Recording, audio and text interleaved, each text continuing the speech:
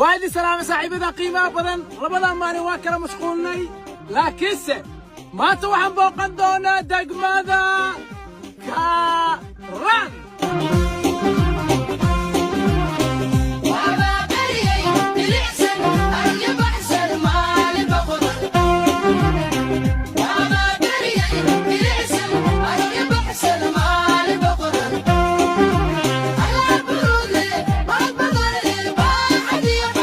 waxaan joogaa isgooska Sanca isgooskan wuxuu qeybiyaa 3 degmo dhabarkeyga waa Kaaraan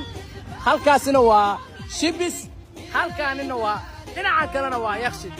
Sanca ayaan dhex taaganahay maanta Kaaraan ayaa si toos ah gudaha ugu gali doonaa